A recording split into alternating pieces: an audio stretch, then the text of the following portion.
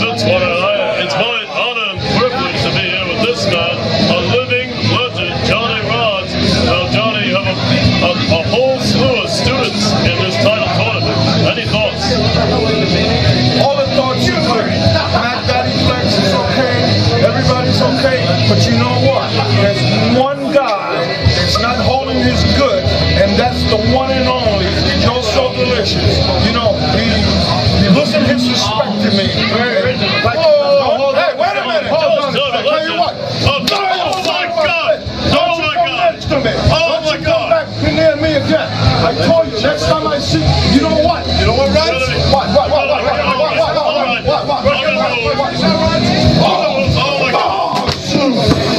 Come on, get up! Get up! Get up! Another day, another time, Rods. You get the one up on this one. I told you. But there'll be another day. You know what? No, you know what? Another day, another time. I said, don't get near me. Listen, I don't care how many people you paid off to get in the Hall of Fame. I'm not staying. Unpredictable ones for nothing. I got stuff you're never gonna find. All right? Don't just get near me. Yeah, that's what I thought. This guy, respect for this kid. He has no idea who I am. They don't call me the unpredictable one for nothing. Next time I get him, I'm gonna put my boots on and go in the ring with him and teach him a lesson that he's never gonna forget. Well, you may put your boots on, but Jerry Fitzwater about to put a new pair of pants on, because that was intense. This is the living legend, Johnny Rods, and I have a feeling we haven't seen the end of this. Back to you.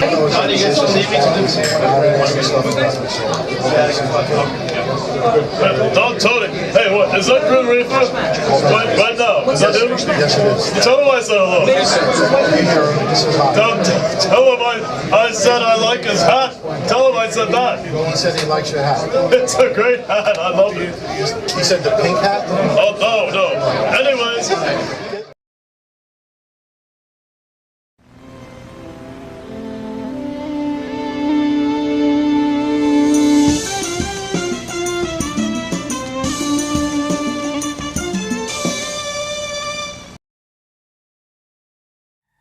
It's Friday night. That means it's time for the Don Tony Show. You've waited all week, and now it's finally here. Get Don Tony's perspective on current affairs in the world of pro wrestling and beyond. And now, your host, the man, the legend, Don Tony.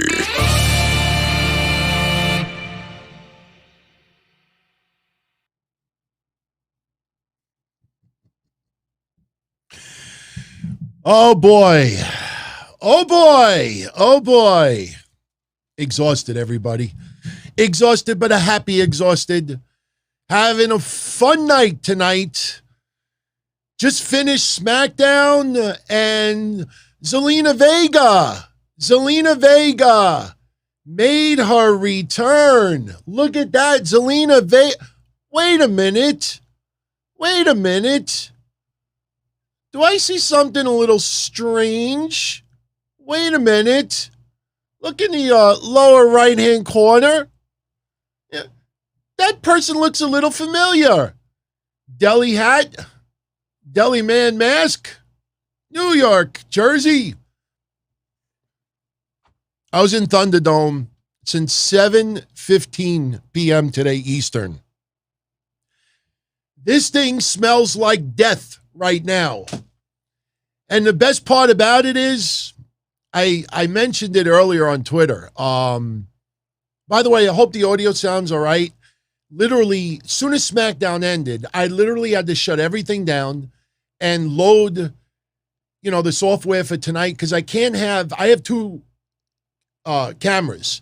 I have the webcam, which I use for Thunderdome, and I have my regular glass camera that I use for all of you. So I can't have both going at the same time. And if I use both softwares, they kind of like cancel each other out. So I literally got about 3 minutes to shut everything down. You might see me doing this tonight. No, I don't do blow, but my nose is freaking itchy. I had this on from 7:15 until 10, but I had a ball. I had a lot of fun tonight. Not a bad episode of SmackDown. recreating that moment where Roman Reigns had had that bar around his mouth, Edge, with that crazy look, and they recreated it tonight with Jimmy Uso. Okay. I know what a lot of you are thinking right off the bat. Zelina Vega, very productive conversation with the ambulance chaser, Gabriel Cartieres. Look, Zelina Vega looks happy. Obviously, she still has to eat a little bit of crow if she's going to return to WWE. I'll be honest with you. And at least you now understand why we really don't have Money in the Bank qualifying matches on the women's side on SmackDown. Yes, we had something with Liv Morgan tonight and Zelina Vega. But when Sonya Deville got on the mic to announce the next person in the Money in the Bank briefcase match at Money in the Bank, when she starts pulling out these accolades, I'm saying to myself, hold on a minute. Bayley obviously is not in it. She's taking on Bianca Belair again because they don't have anybody else to feud with at the moment. So obviously Bianca and Bayley aren't going to be in the briefcase match. Natty and Tamina are tag champs. They're not going to be in the match. That leaves Liv Morgan, Carmella, who's already in, and Sasha Banks. So I thought we were getting the return of Sasha Banks tonight. But obviously they want that eruption, that pop from the crowd, rather than LED screens. Trust me, even if I yelled at the top of my lungs, even though on Thunderdome they tell us in the earpiece, all right, everybody, loud, scream and everything, this is what you would hear. Seriously, I'm going to scream at the top of my lungs right now that Sasha Banks would have been the person tonight. This is what you would have heard. Just think about it in a production stance, and if any of you out there that do podcast stuff, you know exactly what I'm talking about.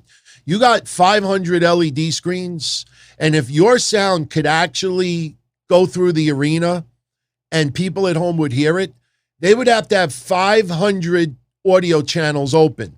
Now, yes, some people would mute their mics anyway. They may not even have microphones. Do you realize how god-awful that would sound? You would have to try to balance out everybody's audio. I mean, when I used to do podcasts with my old co-host, Kev Castle, because we had such different equipment, to level out each person's volume was difficult. Not a big deal, but now imagine doing that for 500 people. It's not worth it. And imagine somebody in production that's leveling out someone's audio. Oh, it sounds great. And then they disconnect. So we got Zelina Vega back today. She looks happy. She looks as beautiful as ever, even though we've seen her on social media almost every day. As I said yesterday, and by the way, much love to everybody who tuned in last night. We had such an awesome show, great contest. We had some tremendous calls last night. Guardian of Chaos paying a lot of tribute to his friend Del Wilkes, the Patriot who passed away yesterday at 59. But, I think it was Edwin had asked me yesterday. If it wasn't Edwin, it was someone else. But someone asked me yesterday, as far as Aleister Black. And I said, I truthfully believe that WWE is going to make a pitch to bring Aleister Black back to WWE. I know AEW would love to have him, but I just can't picture Aleister Black, Tommy End, leapfrogging Kenny Omega, leapfrogging Sammy Guevara, leapfrogging MJF, leapfrogging Miro, leapfrogging the Young Bucks. Too many people to leapfrog. I mean, I almost feel like if he came into AEW, he probably would fight for the TNT Championship. The TNT Championship, it's for a network. It's not really the promotions title. It's for a network. So we'll have the wrestlers, even though Miro is knocking it out of the park right now. I personally think, and I didn't think about this a couple of weeks ago, but now I'm really convinced. If Aleister Black doesn't come back to WWE and doesn't go to Japan, I think the perfect fit for him is NWA. I could picture him and Nick Aldis going at it big time. I think that would be phenomenal. But now we have Zelina Vega back, excuse me. Does it feel like to you that WWE does not have as many couples in the company anymore? I mean, we do have some couples, obviously, Charlotte and Andrade. You know, they're a couple, but Andrade's no longer there. You think of Killian Dane and Nikki Cross. Aren't they an item? Killian Dane's no longer there. You still have Bianca Belair and Montez Ford. You still have Seth Rollins and Becky Lynch. You still have a couple, but it seems like a lot of couples are no longer together in WWE.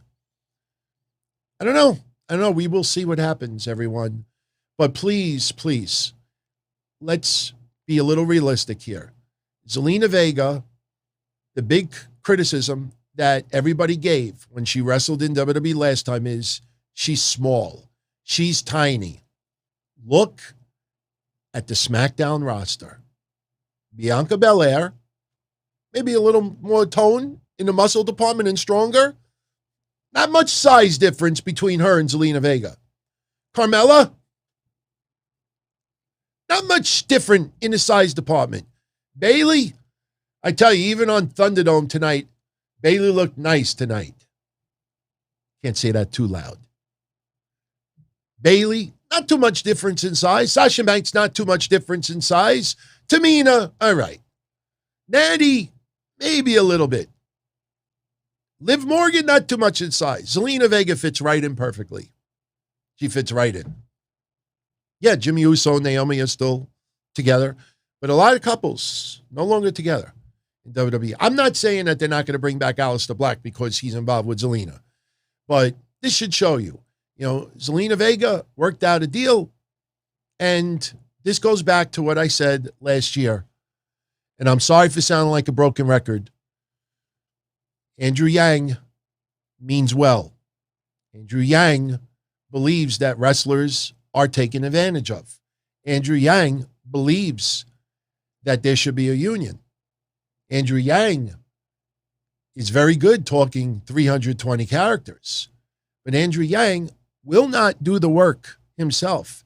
He won't even lead the wrestlers to water, hopefully that they would drink. You would think Andrew Yang would tell the wrestlers, hey, I can't do anything about this, but you might want to get in touch with this person. You might want to get in touch with this. You might want to seek out this. You might want to do this. And guess what? Nobody in wrestling stepped up. Nobody. The social media community stepped up for Zelina Vega. The social media community stepped up for wrestlers' rights. The social media community feel that wrestlers are being untreated. Well, guess what? The social media community can't do anything but talk about it. The people that matter, who are the wrestlers, nobody stepped up and said, I've had it. We got to start a union. No, you know what wrestlers did, seriously, to Zelina Vega last year? You go, girl. You go, girl. You stand up for yourself. You know how bad I feel for Zelina Vega today? Because I guarantee you, Zelina Vega, going through those curtains, probably felt like, oh my God, everything that I fought for last year, and she did fight the good fight. She really wanted to see things change. The problem is, no man is an island. No woman is an island. And Zelina Vega, without true support, that's why I say, there are people out there that just absorb, take in the social media love. But at the end of the day, they're not paying your bills. They're not getting you out of problems. They tweet a little bit of support in exchange for a like, but that's all it goes. And Zelina Vega kind of got the same thing. Right? Courtney, shout out to you, my sister from another mister. And thank you everybody who's live right now that agree with me.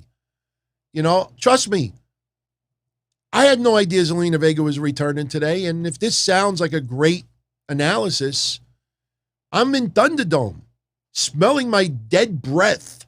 And Zelina Vega pops out, and it's like, oh, no chance to prepare or let this sink in. I'm just giving you my instincts right now.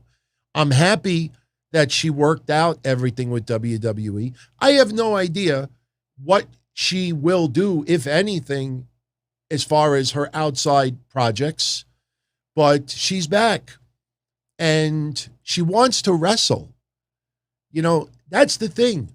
She wants to wrestle, and she feels that at this particular moment, this might be a better opportunity for her. I hope that WWE gives her the chance. I hope that she can show everybody that she actually is pretty damn decent in the ring.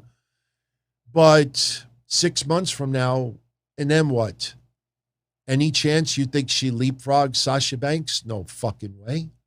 Any chance she leapfrogs Bayley? I doubt it. Any chance she leapfrogs Bianca Belair? You know, so we don't know her level of content, you know, but that's her life. That's her career. That's her choice. She walked through that curtain and she is back. And I just hope social media doesn't turn around and say, oh my God, you're sleeping with the enemy, if you understand the phrase.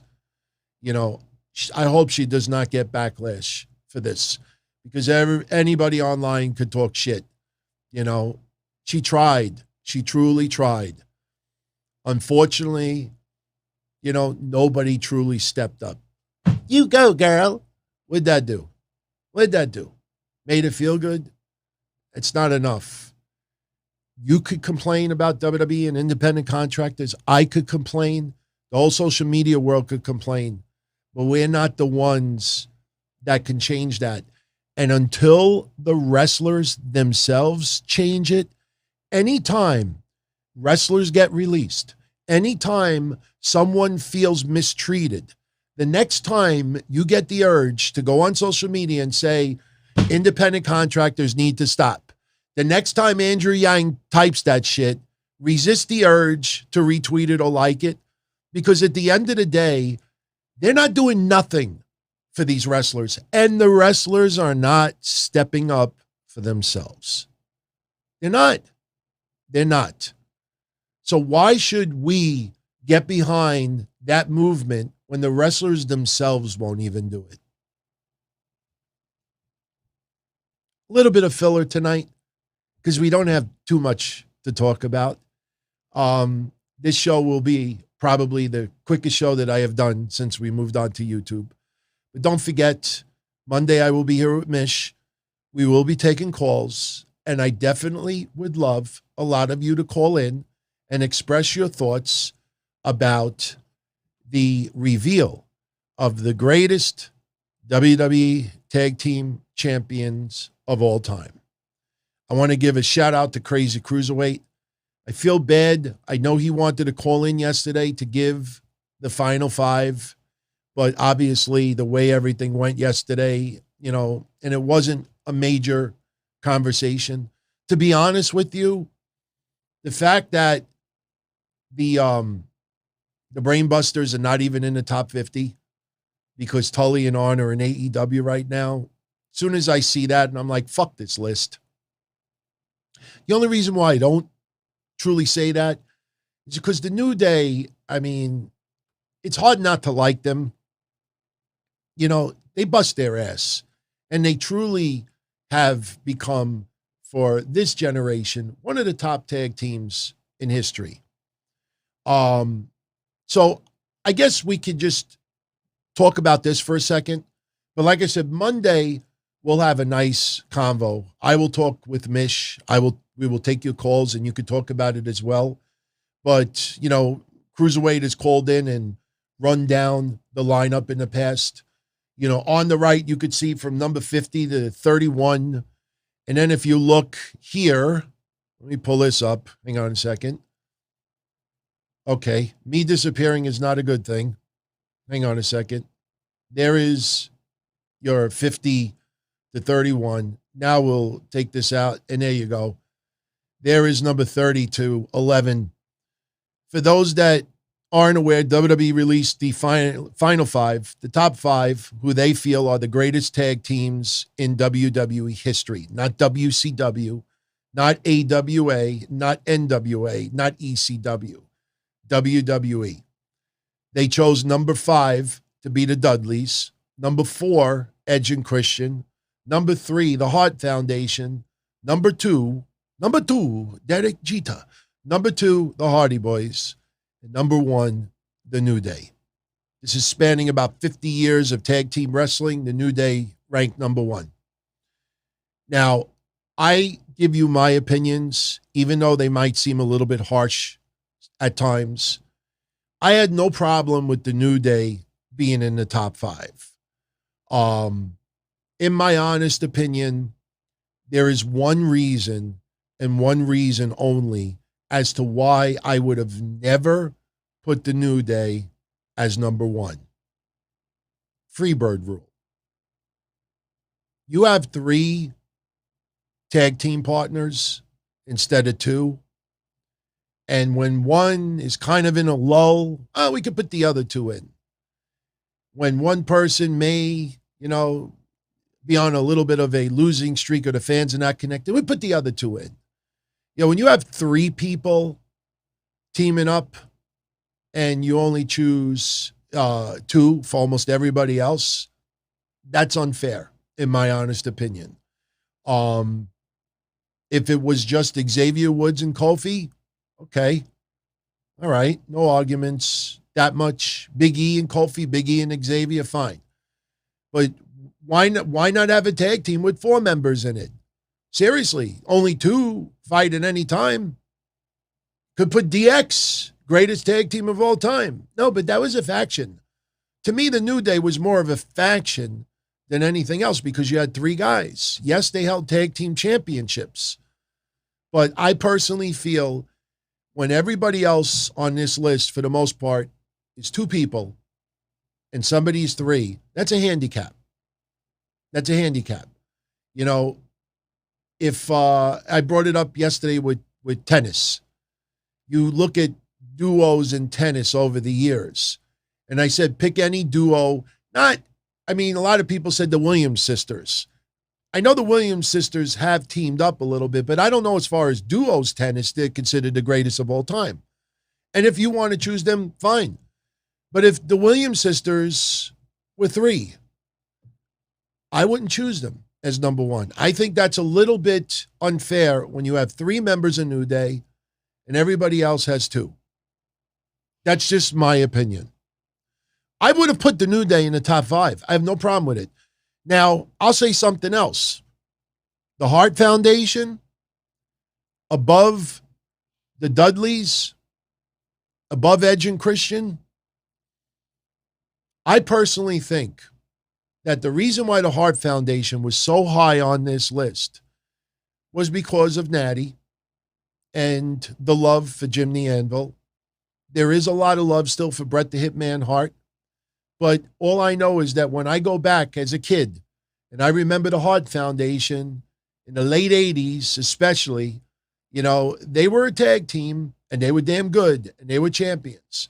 All right, but eventually Bret the Hitman Hart broke out and became Intercontinental Champion and became Heavyweight Champion. And the Hart Foundation as a whole, looking at 50 years of tag team wrestling, I don't know if I would have put them at number 3. Look at the Shield. The Shield is ranked. I'm looking at the list. Hold on. The Shield is ranked number 22. For all those years that people thought that Jason Salamonster and I did not like each other. All right. For those that don't know where that came from, it came from because of an opinion that I expressed many years ago. Many years ago, when the Shield was at the peak as a trio, I think Jason on his show had said that he thought the Shield were a better faction in history Then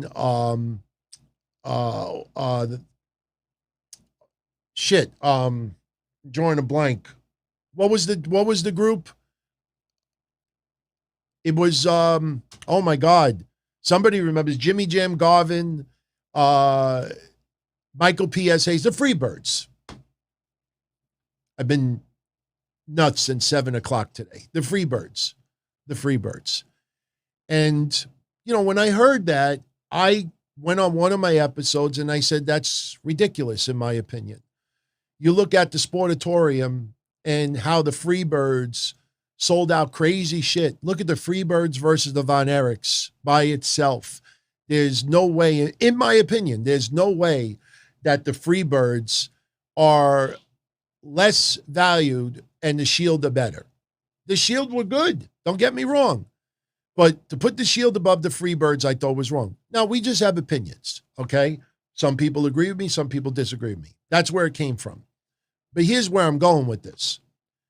Wasn't too long ago that WWE did a top list as far as factions.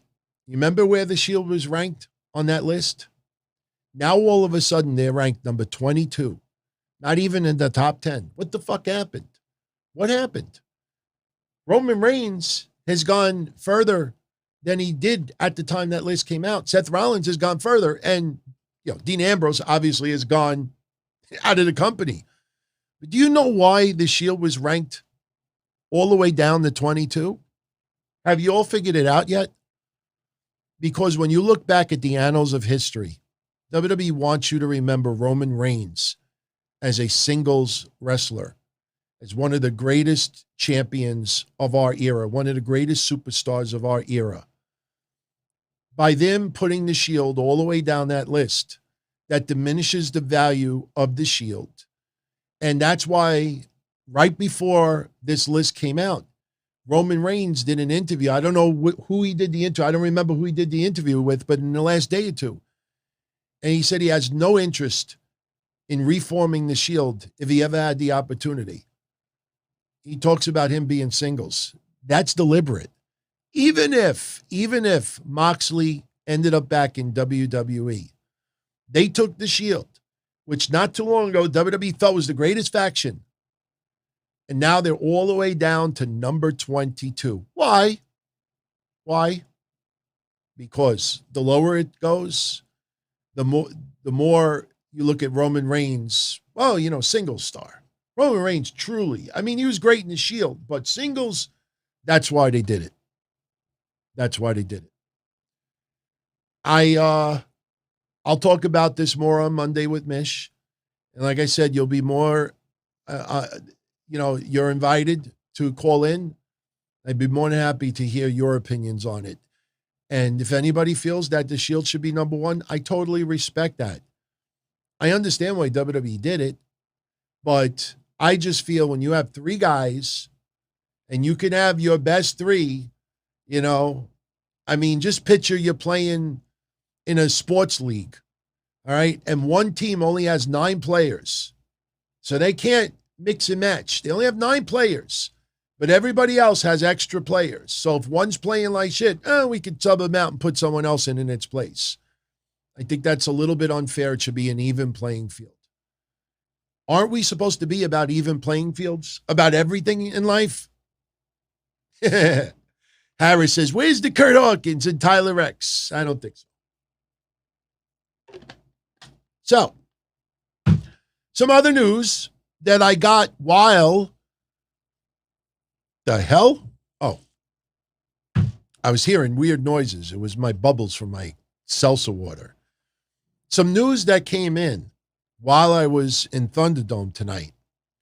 We have more NXT stars working dark matches on SmackDown.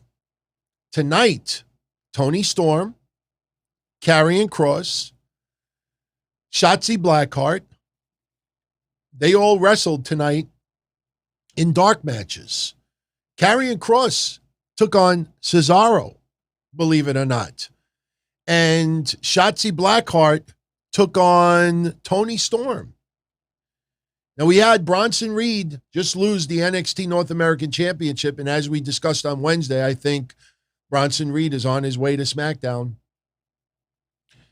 It's starting to look more and more that Shotzi Blackheart may be on her way to SmackDown as well.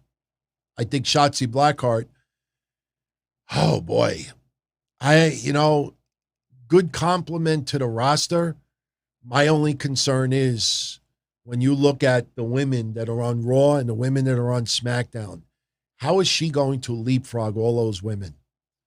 I don't want Shotzi Blackheart to be like one of these underdogs that the fans absolutely love and root for, but in the end, either gets loss after loss after loss or gets bullshit wins. Fruit roll-up, distraction, fruit roll-up, distraction. So, Toni Storm, I think Toni Storm be best on Raw. I'd like to see Toni Storm on Raw. And that'd be really interesting as well. Karrion Kross taking on Cesaro tonight. Interesting. But keep in mind, Shotzi Blackheart, this is her second dark match. She took on Scarlett not too long ago. Oh, and by the way, I know when I wrote this on Twitter last week, some people didn't get the subliminal message why I wrote it, but I posted it today. They arrived. I got it earlier today. And as we discussed yesterday, you remember about 8 or 9 days ago, Karrion Kross and Scarlett, WWE on their auction site, that they were going to auction off the first ever autographs by either one of them on a wrestling figure. And I joked 9 days ago, because when Karrion Kross promoted it, I said, everyone, under no circumstances, do not bid on it. Do not bid on it. Please do not bid on it, because I wanted to win it. So it came down to crunch time, and, when I want something, I try to go out and do it or get it every time. But then I had a little dilemma.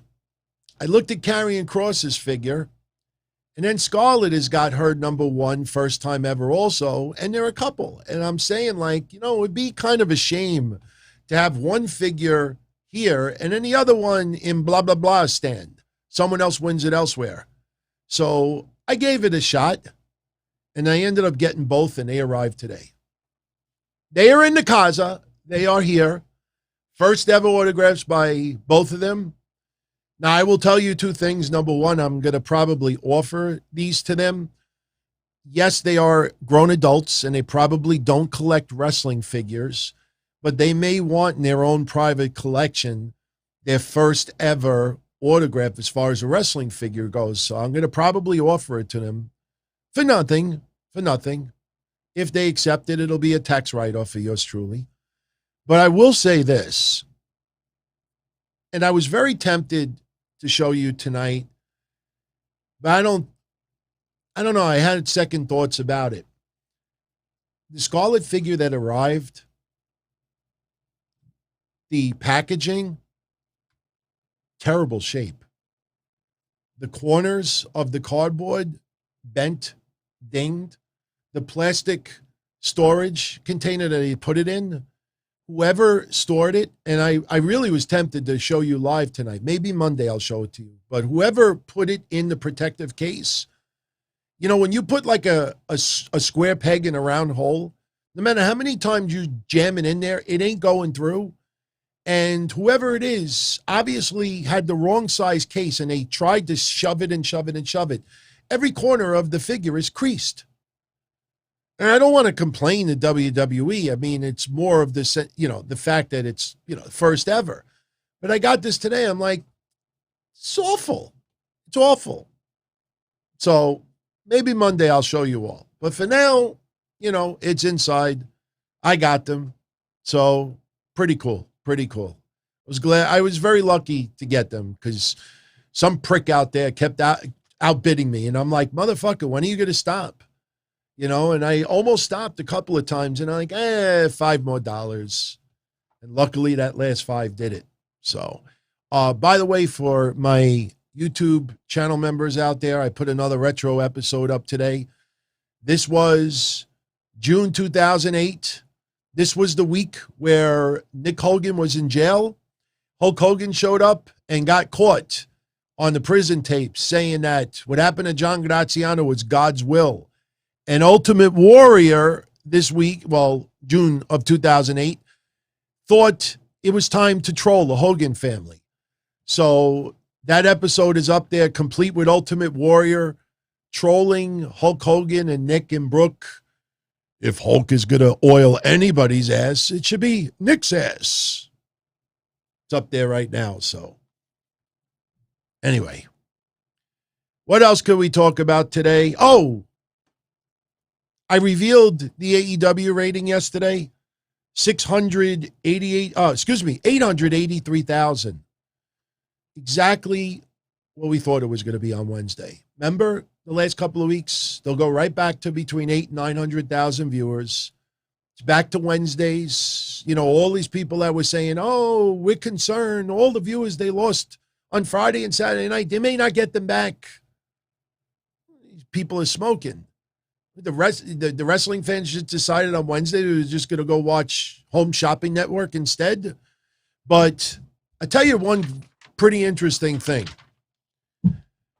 I didn't have time today to get the quarter-hour ratings from this past Wednesday's Dynamite. But I was very curious to get the quarter-hour ratings from last Saturday's Dynamite. We did the watch-along. And do you know last Saturday's Dynamite, because remember, there was a lot of playoffs on TV. So people were like, oh my God, the ratings, the NBA playoffs. Do you know every quarter that AEW had last Saturday, every quarter the rating went up? I kid you not. Now, I'm not going to read you all the matches, but just to show you the 8 quarters from 8 to 10 p.m. last Saturday, these are what the ratings were. Quarter 1, 601,000. Quarter 2, quarter 1, 561, quarter 2, 568, quarter 3, 584, quarter 4, 602, quarter 5, 616, quarter 6, 696, quarter 7, 737, quarter 8, 793. It's not bad. Every quarter. I know, don't knock the Home Shopping Network. Believe me, I bought so much shit from the Home Shopping Network back in the day. Never bought anything from Maven, though. Was Maven on Home Shopping or was that QVC? Maven. Anthony Alston, I've talked about this before. My thoughts of Rob Black bringing XPW back. I don't see it. I mean, bringing it back as far as a belt in a different promotion, why? Because Nick Gage is all beloved now with Dark Side of the Ring, and I have no problem with Nick Gage. That's a success story. Someone who hit rock bottom and turned his life around. But honestly, I mean, it's more of just like, let's, bring it back for nostalgic purposes. But seriously, I mean, it can't be what it was before. Look at these promotions out there. Impact Wrestling can't even get 150,000 viewers. NWA, they can't even get 1,000 pay-per-view buys. They're charging for every single week you watch NWA programming. They're charging you money because, they don't have that nest egg, and there's no way Billy Corgan is going into the guitar fund and lay out a boatload of money and give everybody free programming. You look at some of these other promotions, and rightfully so. They just went through 17 months of pandemic. It's going to take a couple of years for some of these promotions to really get back financially. There's no magic, snap in the fingers. They're not going to get these great 2% COVID loans. They're just not. And they got to recover that money somewhere. What are you going to do? Charge $40 for a shirt?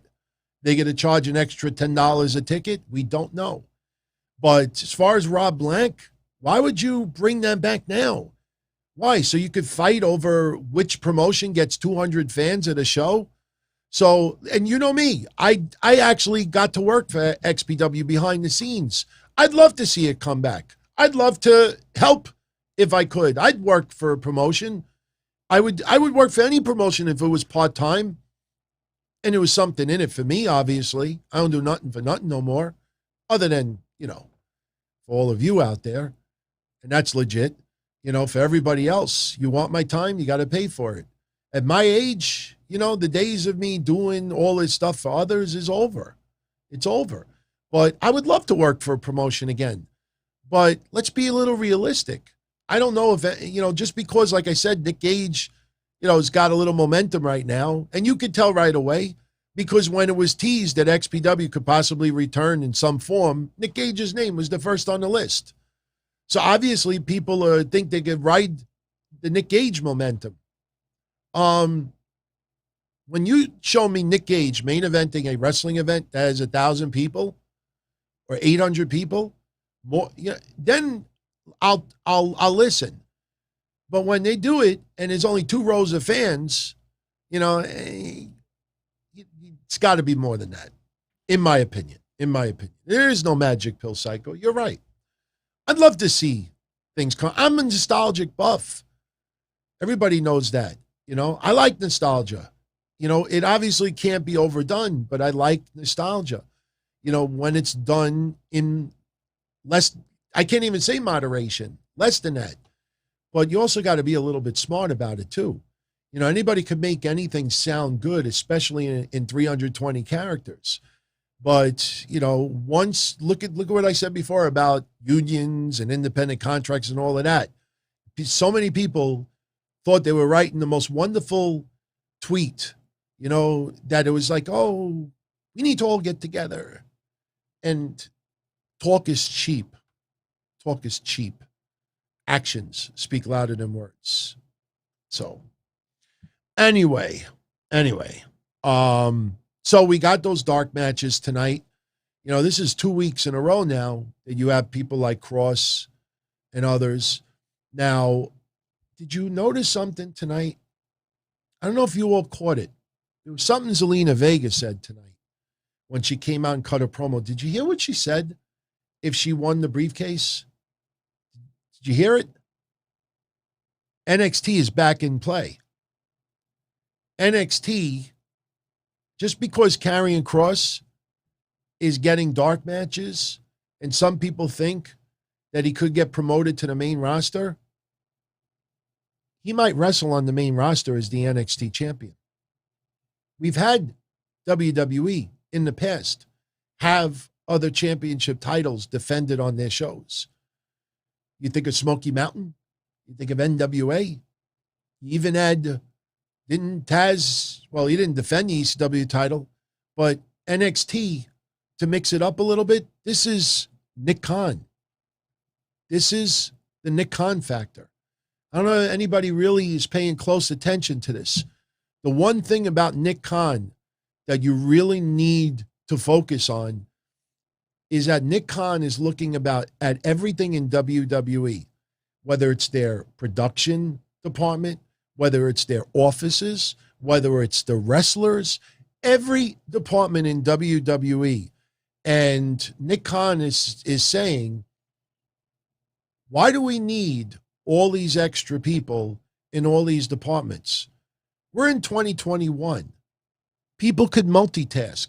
It's a lot easier to do things with computers. I was thinking about it the other day, and I kind of mentioned it.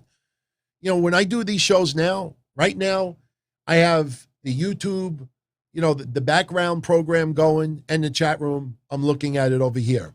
Over here, I have my browser open. I have my super chat menu open. I have the chat room open for the other platforms out there that take in the shows. Over here, I have my audio recording program going. Plus, I have my Rodecaster Pro mixer going. That's recording too. Over here, I have my video programming going, where I could put stuff on the screen and transmit things to you. I got 6 things going at the same time. And for the most part, I can navigate this. If this was 10 years ago, my head would have exploded, because it's not that I couldn't handle it. It's just technology at that time. You load something, you may have to wait 15 seconds for it to load. It was not that long ago that, you want to go on a porn site and check out some naked chick's body, and you click the link and you see the eyes, the nose, the chin, the waistline, the stomach. But then it took like some extra seconds for the rest of the page to load. Like, I don't want to see just chin and belly button. Fill it in. So, on the wrestlers' side, why can't NXT wrestlers work main event? Why do we need a whole separate group of people for 205 Live? Why do we need this? That's what's happening. WWE's not in financial trouble. WWE, there's nothing about selling the company right now. Like I said, until you see the financial outlets out there that are non-wrestling, when you see the financial world start saying, you know, WWE may be setting themselves up for a sale. Until you see that, ignore WrestlingFables.com that writes that. These are people that are just like, they don't understand why people are being released, why things, they made record profits. They're going to sell a company. Sounds great. They don't know. So what's happening now with the NXT involvement, dark matches, main event, and possibly Raw and SmackDown, this is the work of Nick Khan. It ain't the work of Triple H. Obviously, he's part of it. But if that was the case, we would have saw this for years. Why now? Why now? This is all Nick Khan's fingers on it. And I like it. I like it. There's no reason why you have a stacked NXT roster and you don't use someone for 2, 3, 4, 5 weeks.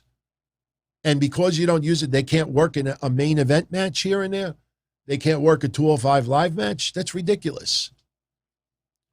By the way, just off topic, because I forgot to say it Wednesday. God awful, this storyline with Dexter Lumis and Indy Hartwell. I just look at what has happened every week. It is turned into one of the most horrible storylines, the dopiest storylines in recent memory. And you know what'll happen? They'll probably just bump into each other in the back, may have a kiss, and then we're supposed to forget about all the dopey shit that has led up to it. Let's talk a little bit about SmackDown. Then we could start wrapping up tonight's show, because believe it or not, we've already gone 48 minutes.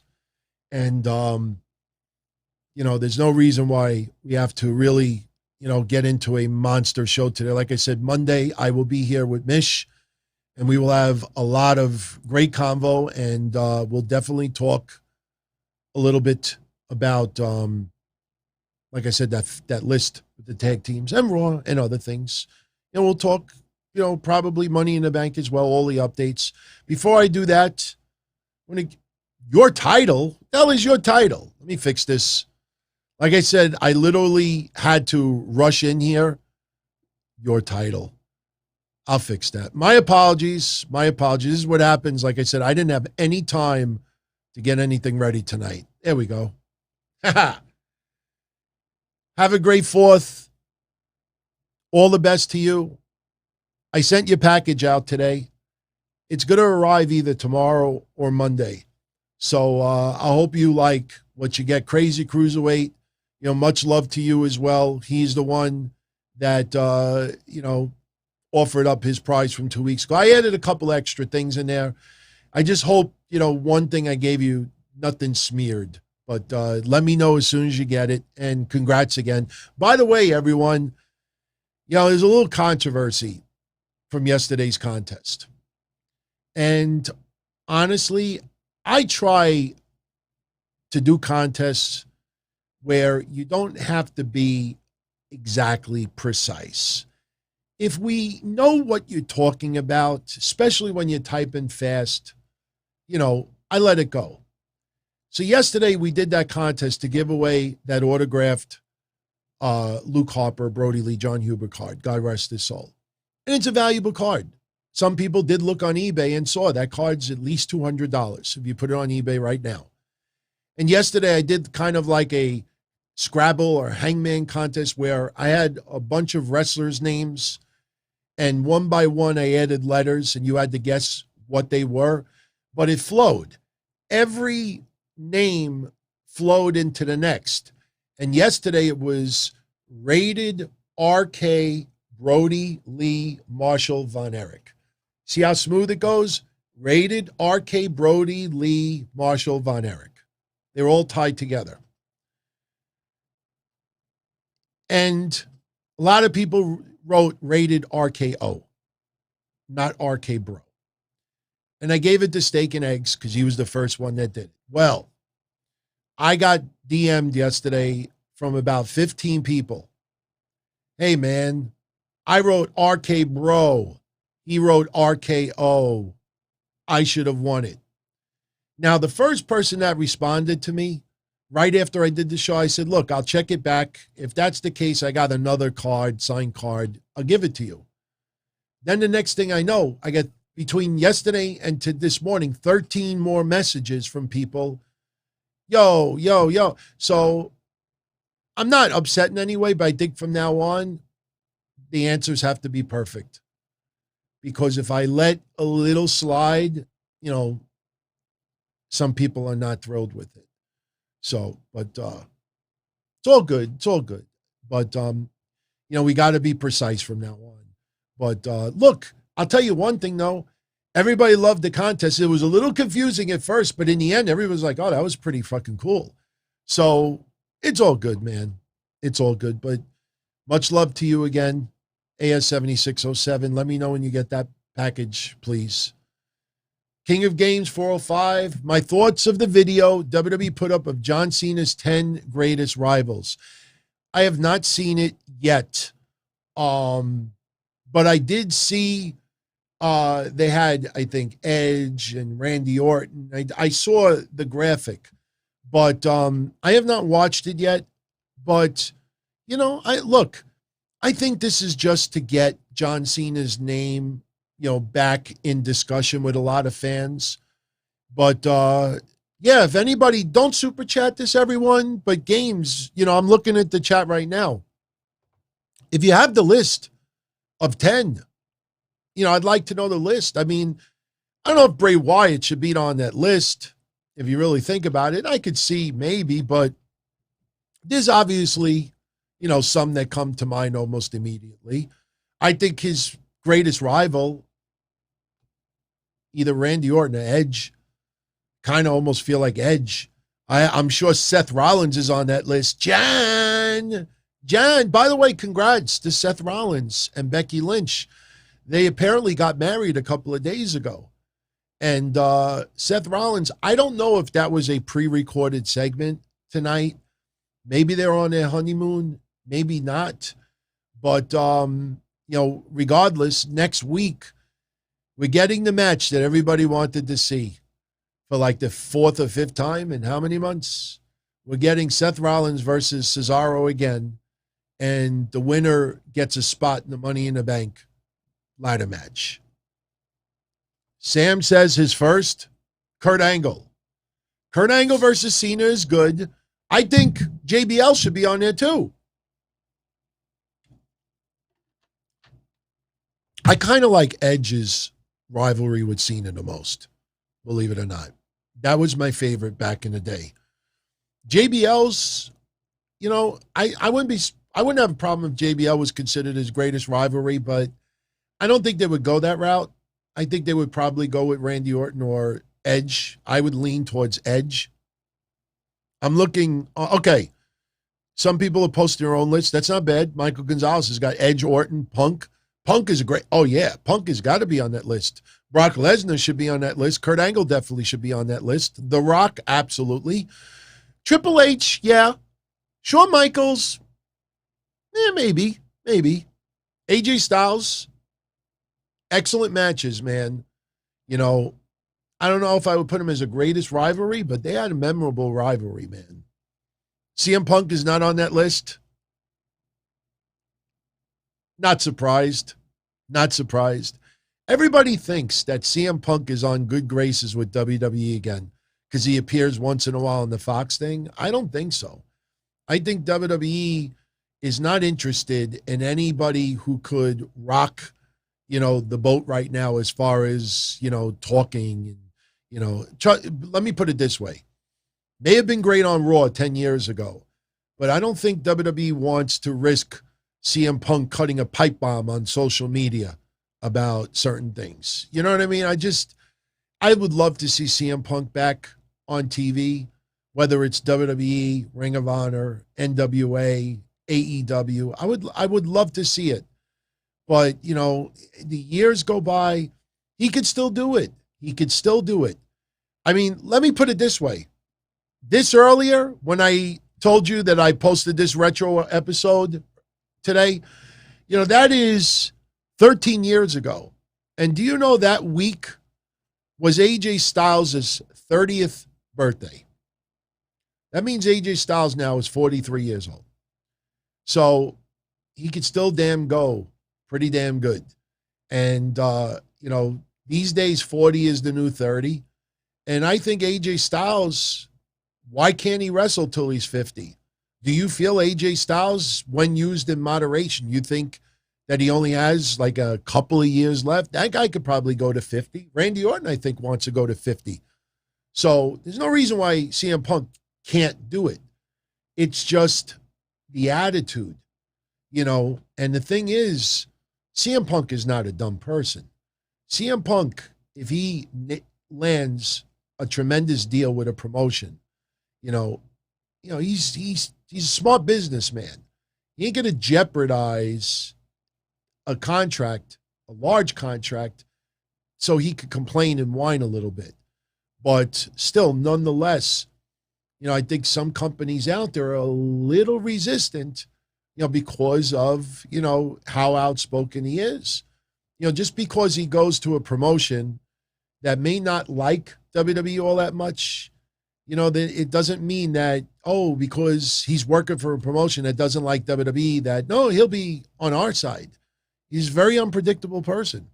So, Sam says he may be on Thunderdome Monday. I will be on Thunderdome Monday as well. I mentioned it on Twitter earlier. I don't have the photo here right now, but check this out. And I have the stuff inside. If anybody doesn't believe me, I'll show you Monday. This past Monday, I had mentioned with Mish that today, Friday, I was going to be on Thunderdome.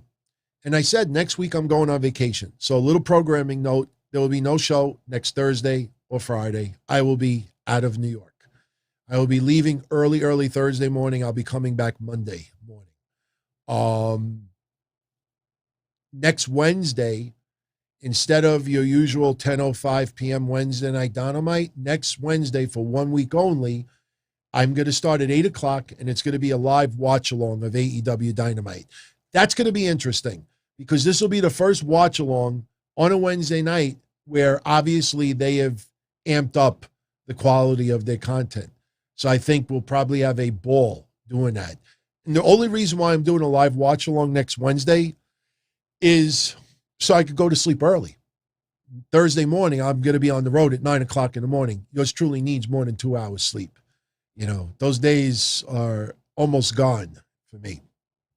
So anyway, on Monday, I said that I was going to be on Thunderdome tonight, and I was a little bummed that next week is the last week for Thunderdome.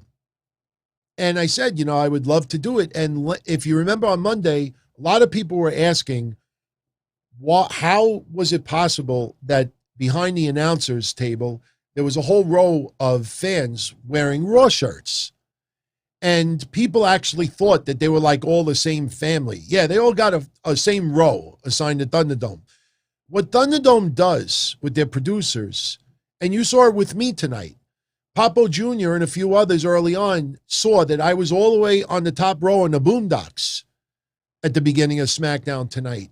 What they do is they monitor the screens, number one, to make sure that nobody's wearing like AEW shit. They also monitor to make sure that nobody's goofing around and doing something they're not supposed to. But they also look to see who is lively, having fun, animated, things like that. And when they see certain people, they move them to other areas to be visible. That's what happened with me halfway into the show. When it comes to Raw, what they do is when they see fans wearing the red Raw shirt, they moved them from wherever they were originally designated, and they put them on the right behind the announcers table.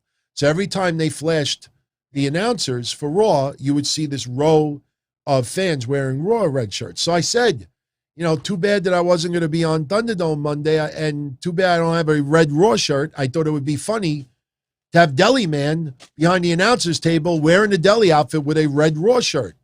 Well, yesterday, I get an invite for Monday's Thunderdome, which I accepted. And then today, FedEx rings my doorbell. I wasn't expecting anything. I get the thing, and it's from WWE. And yes, I got the figures today, but that was UPS. I open it up, and it's a red Raw shirt. So somebody was tuning into the show Monday, and when they heard me say that too bad I don't have a red Raw shirt, I would do Deli Man wearing the red Raw shirt, and I put the apron over it. They shipped me a Raw shirt today. I got it today. I didn't ask for it either, which was pretty freaking cool. I got a free gift. Finally, I got a free gift. I should have asked for this a couple of months ago. So, so you'll see me on Thunderdome on Monday as well. And I'm going to go balls out. Tonight I had the hat on and everything. But let's talk about SmackDown. Oh, here's the official list. Thank you, Lee. Let me give you the list with Cena, then we'll talk SmackDown, and then we'll get out of here for the weekend. By the way, happy 4th of July to everyone who celebrates. Much love. Spend it with the people that you care about, the people you love, friends, family. Try to relax, have a good time. Here in New York, it's going to suck kind of because tomorrow it's only going to be 67 degrees. Sunday it's going to be almost 80. But by the time the fireworks go off in front of my house, it's probably going to be in the 60s. But I am going to live stream Sunday night from my house. I did it a couple of years ago on Twitter, and the video quality was awful. So on Sunday, that's why if you haven't subscribed to my channel, subscribe. And make sure you click the notifications, because at my house, you will see what it's like to see the fireworks display on the beach. I'm going to be sitting at my house, and you'll see this giant fireworks display, literally within 10 feet of me. So people loved it a couple of years ago, and you'll get to see, probably get a little cameos from my family. You'll see some other people. I know a couple of years ago, people were eyeing some of the hot chicks that were in front of my house because it is by the beach, and some people were dressed to kill. So Sunday night, as far as the time people are asking, I would say around 9 p.m., give or take a little bit. The sun has to go down first, which is close to 9. And then I would say somewhere between 9 and 9:30 it should start. And I'll probably stream for about an hour, hour and a half. I don't know how long the iPhone battery will go. I'm going to have to stream from my iPhone. So this way I can move around and navigate and shit. So, but, okay, thank you, Lee. This is the list. Cena's greatest rivals. Number 10, The Miz. We didn't even think of The Miz. That's a good one. Number 9, JBL. I think that's low on the list. Number 8, Kurt Angle. Number 7, AJ Styles. Number 6, Triple H. Number 5, Brock Lesnar. Number 4, The Rock. Number 3, Batista. That was a damn good one. Number 2, Edge. And number 1, Randy Orton. Okay. Personally, you know what I would have done? I would have just put the 10 and just put them in no particular order. Let fans debate, who they feel are the number 1. Because I personally, right away, I think of JBL. I think JBL was the one that really started to get Cena on the map. We were talking about it yesterday, ironically, when Cena got bloodied up in that match against JBL. I think that was a little bit of a turning point for Cena at that time. So I think they kind of underestimated. You know what I would have even considered putting on this list? Eddie Guerrero or Jericho. Why isn't Jericho on this list? Didn't they have that feud? Remember Fozzy was going to perform, and then John Cena did the rap, with Bumpy Knuckles. Bumpy Knuckles. I love that fucking name. Seriously. I just, Bumpy Knuckles. Remember they were going to do that? Fozzy versus John Cena? They didn't do that, though. Yeah. No Eddie on the list. No Jericho on the list. Kurt is a little low on that list too. You know, I mean, Kurt, I think, had some better rivalries with others, but you know, you really can't have too much of a problem with that list. You know, but it just sucks. You know that they left Jericho out for obvious reasons. The Nexus feud was not long enough. You know, Wade Barrett, I don't know if I would put that in the top 10. You know, as far, you know, you don't want to just put people on the list simply because John Cena had a feud at some point, you know. So anyway, let's talk a little bit about Smackdown tonight.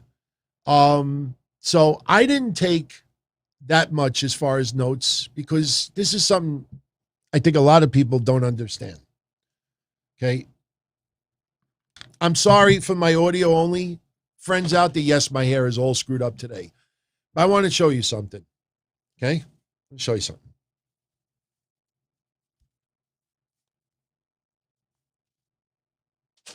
Show you something. Okay. You see this? All right. You get the salami. Maybe that'll be the thumbnail for tonight. Here's the problem with Thunderdome, and here's the problem preparing for a show. This is kind of like Mick Foley back in the day.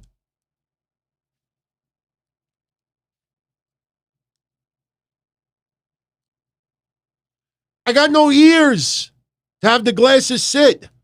See you like this.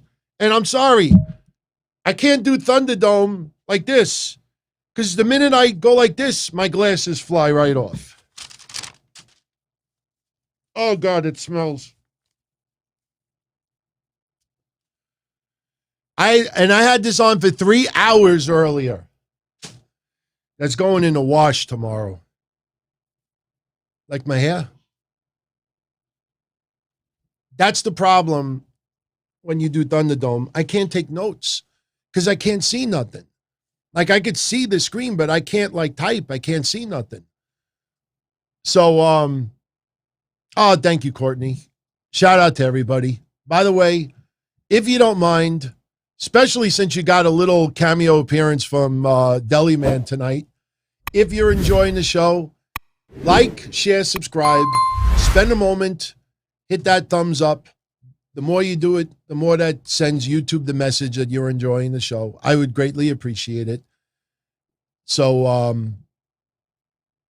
I didn't get a chance to take notes tonight, but I watched SmackDown, obviously.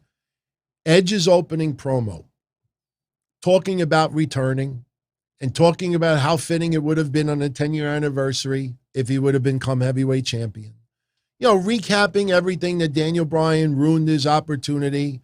And they showed in the Titantron that infamous pose where Roman Reigns, you know, looked like he was getting ready to tap out from Edge. And then he didn't win the title at WrestleMania. And he took time off to think about everything. And I tell you, I was a little bit disappointed that Edge didn't talk about the shirt. Because we talked about that last week as far as the meaning of the shirt. It would have been great if he kind of went, you know, in that path.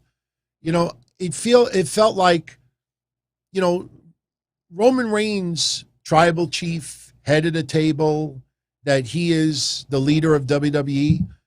I kind of wish Edge would have got into that a little bit more because it's not just wanting to become heavyweight champion. But it's the climate with Roman Reigns being the tribal chief, the leader of SmackDown and the champion. And they didn't touch on that. When Seth Rollins causes Edge the victory at Money in the Bank, and if it leads to Rollins versus Edge at SummerSlam, that shirt could apply for Seth Rollins as well. Seth Rollins, you know, thinking he's a messiah. Why come out with a shirt like that and not even incorporate it? And yes, I agree with you, KD. The head of the table stuff gets a little bit old, you know. I mean, you know, it is what it is, but it's hard to complain about anything Roman Reigns is doing right now. I mean, Roman Reigns, you know, top star in WWE. I don't think anybody would disagree with that. I mean, as far as everybody and their character, I think he's obviously the elite right now. But thank you, AS7607. It just came in that Kevin Nash will be the next guest at Steve Austin's Broken Skull Sessions. That'll be fun. I totally disagree with Kevin Nash's, well, I don't totally disagree, but I disagree with some of his political views. Doesn't take away how I feel about him and my enjoyment watching him throughout the years in wrestling. So I could separate the two. My God, Mick Foley. Mick Foley, I mean, when we have 20,000 subscribers and we do that party, you know, I may actually ask him to come on for a little bit. I may actually break my streak and do an interview. Mick Foley and my political views are very different. Doesn't change how I feel about the guy.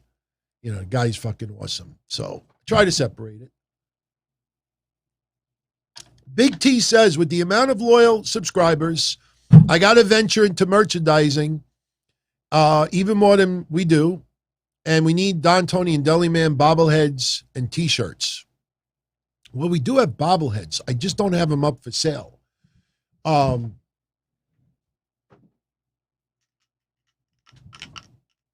Bobblehead, complete with cigar, you know.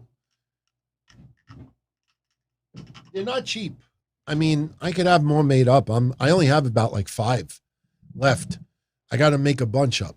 I just don't know if anybody really would want to buy them. Those are ceramic. They're not plastic. I mean, the cheapest I probably could have them made up for is probably like $35 or $40 a piece. I don't know how many people really want to spend that, but we're working on stuff. I definitely want to do a bobblehead with Mish. I would love to do a bobblehead with Mish. The only problem is if it's like true to size, I mean, I'm going to look like a midget. I mean, seriously, this is going to be Mish's bobblehead. This is going to be mine. So Edge cutting his promo and talking about this opportunity to take on Roman Reigns, and Edge believes that he truly has Roman Reigns' number. We saw some highlights from last week, and I tell you, I got to be honest with you.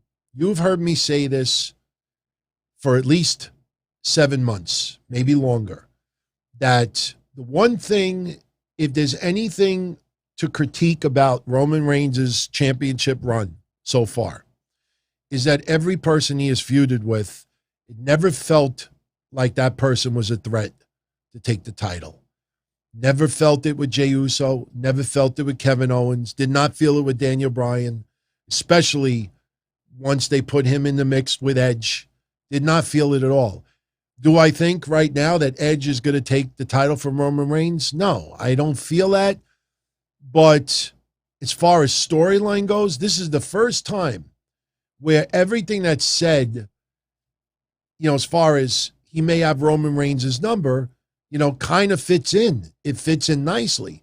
So if there's any, and you'd be surprised, there are a lot of people out there that when he feuded with Jey Uso, there was a decent amount of people out there that are like, you know, I think Jey Uso could take it. You know, I think Kevin Owens may be able to take it. I think Daniel Bryan's going to get one last run. There was enough people out there that thought that. So could you imagine now with this is probably the most solid opponent storyline-wise, and it's better now to go up against Edge than WrestleMania. Edge did win the Royal Rumble, but at that time, the first event back with live fans, you know what I've said, that Roman Reigns needs to keep that belt for an extended period of time, especially with the return to live fans. You want live fans paying to see somebody whip his ass, try to take the title off of him. And it's also going to be interesting to see how many people out there are so into Roman Reigns' badass character that they may actually cheer the guy. You know, Big E, it's still a wild card because now there's a lot of talk that Big E may go to Raw and take on Bobby Lashley. If that happens, Roman Reigns could very well be champion going into WrestleMania of next year. And you know what? If I put a poll up on YouTube, and maybe I'll even do it tonight, Actually, I will do it tonight before I go to sleep. I'm going to put it in the community section. And all I'm going to ask is, if you found out that Roman Reigns was going to keep the title until WrestleMania 2022, would you have a problem with that?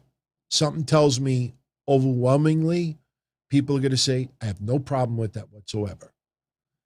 And you want to know something? As much as we didn't like Roman Reigns for all of those years, if you truly right now say, I have no problem if Roman Reigns keeps that belt until Mania, sure, you could look at it like, well, the title scene sucks so bad that, who's going to really take it from him, especially if Big E goes to Raw and, challenges Lashley. But if you actually don't have a problem with Roman Reigns keeping that title to Mania, you got to give the guy credit. You got to give him credit, because it's not very often in recent history that people were completely fine with someone keeping a belt for a year, year and a half, 2 years. CM Punk at the time, I thought a lot of people enjoyed his 400-plus run as heavyweight champion. I don't remember, I was doing shows at that time. I don't remember many people who were like, oh, get the title off of CM Punk already. I don't really remember that much at all. It's a little bit different, though. Yeah, Mike, I think Drew McIntyre could very well get drafted to SmackDown. And I'm going to jump back and forth a little bit tonight talking about SmackDown, because I want to segue into something else now. At Money in the Bank, we're going to have Bianca Belair again take on Bayley, but it's going to be an I Quit match. We haven't had an I Quit match in like 7 years. I know a lot of us feel it's time to move on from that feud. It feels kind of ass backwards when you think about it.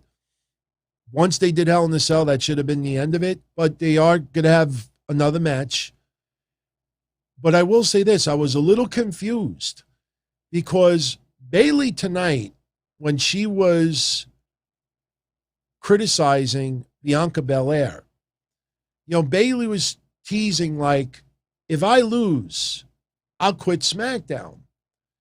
Then, basically they went further like, oh, if I lose, I'll even consider quitting wrestling, performing, period. But for a few moments, it felt like that might be some type of a stipulation, that if she loses, then she's off SmackDown. And I definitely do not think Bayley should go to Raw right now. Absolutely not. Absolutely not. Bayley talking about how she is in the head of Bianca Belair. And I'm just glad we didn't get more of that bullying stuff. Bullying is a very serious issue, no question. But we need a little character development on Bianca Belair, please. And when Bianca was laughing, and I couldn't even tell she was laughing. I almost thought she was crying at some point. She's not very good at fake laughing. But she says to Bayley tonight that she was turned on with the idea that Bayley is going to say, I quit.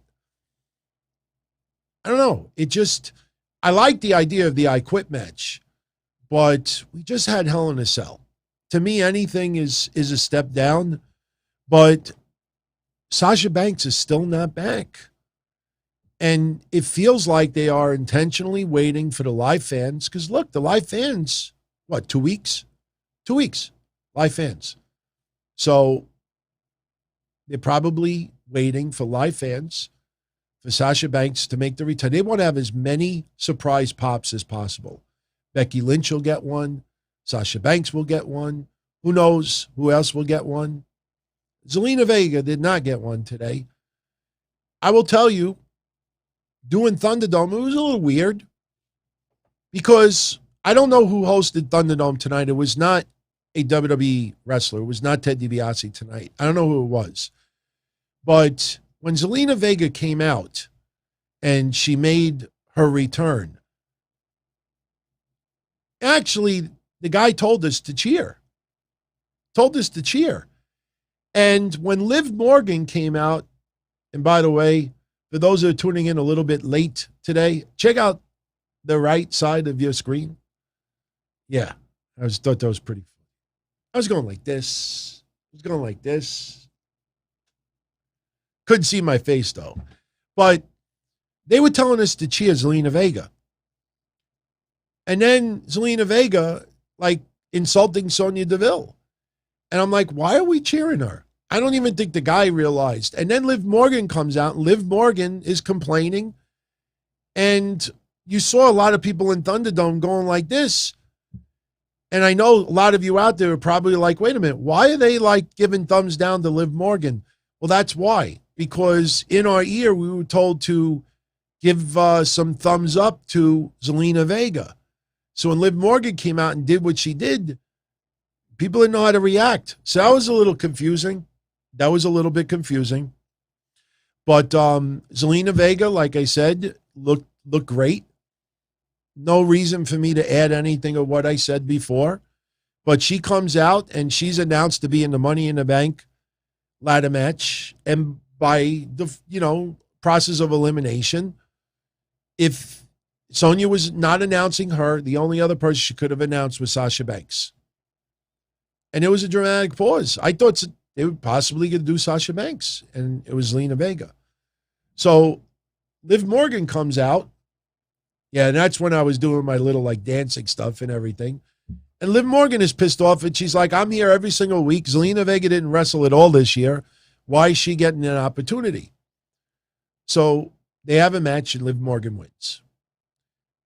I can't complain about Liv Morgan right now. Liv Morgan is not that bad in the ring. To me, and I hate comparing people, but to me, she wrestles better than Mandy Rose, and she wrestles better than Dana Brooke.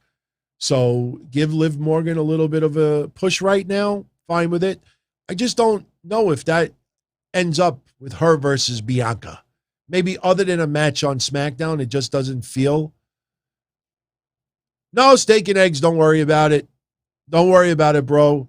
There's no controversy. The only reason why I mentioned it was because if I didn't mention it, I would have a ton of people who got in touch with me complaining. I promised them, I said, all right, we'll figure something out. But look, man, everybody should know in my contest that I try to be very lax with it. Look, that card, obviously, a lot of people wanted it. So I understand why people yesterday, but people knew, what you typed, they knew what you would type in. So no, man, you entitled to it. It's yours. I will say this, that I already told the first person that answered it correctly after you. I already told that first person that if I go back and watch it and that person got it, I have another card, another signed card that I'll give away. So worst case scenario, I'll give that person the second card. It's no problem. You're entitled to it, man. You do not feel guilty. You didn't do nothing wrong. So it's all good. Seriously. So anyway, so you got Liv Morgan, complaining, rightfully so. But the problem is you have no one else for her to go up against. Carmella's already in. They already announced Carmella. No reason to go any further with that. Nanny and Tamina suddenly are doing almost nothing. We see them more in the practice gym than we see them on the TV shows. But that's why you're not really seeing qualifying matches on the women's side, because the rosters are so small.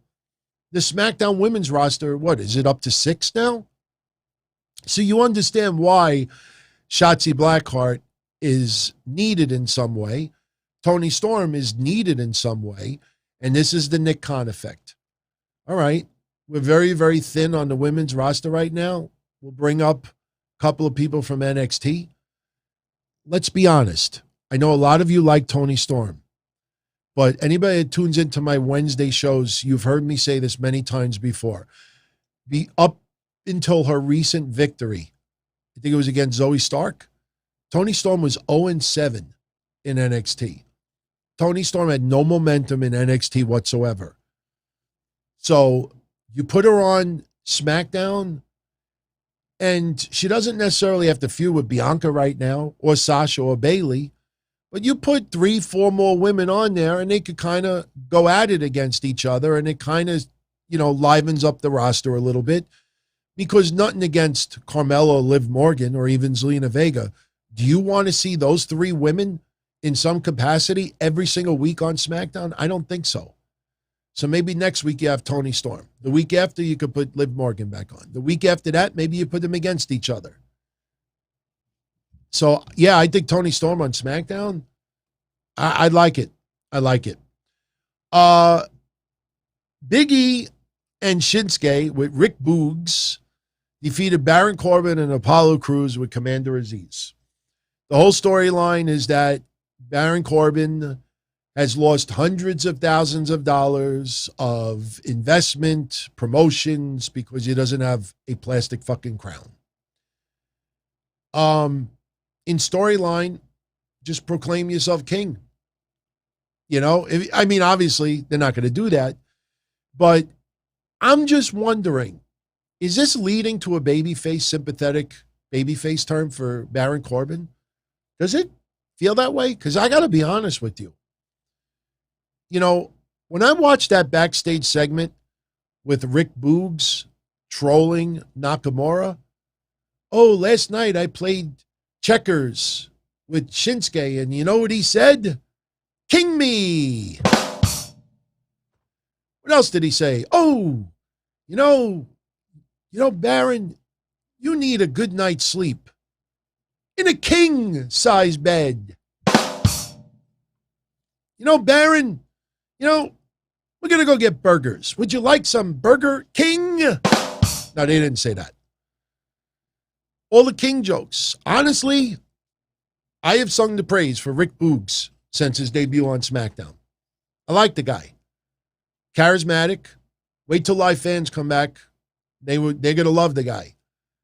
But honestly, tonight, in that storyline, I wanted Baron Corbin to punch Rick Boogs right in the mouth. I mean, he's just trolling him over and over again. I just was like, seriously, if that motherfucker was doing that in my neck of the woods, I'd punch him right in the goddamn mouth. Take that guitar and shove it up his ass. He'll have fucking guitar strings coming out of his mustache. Boogs was being a dick tonight.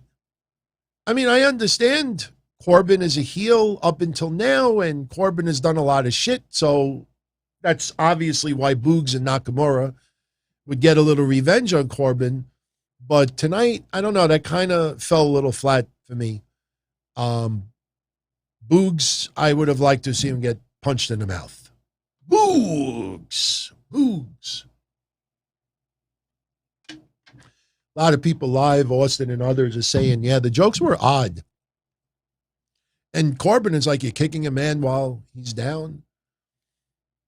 I think they may be just thinking about doing a babyface term for Baron Corbin. I am so sorry for doing this.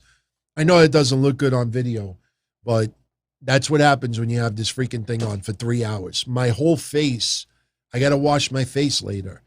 My whole face feels dirty, because that's all I kept doing was breath for 3 hours, almost 3 hours, from 7:15 to 9:58 p.m. I had that freaking mask on. So, Sam, I don't know what makes you think that Reginald is almost done with WWE. It sure doesn't feel that way.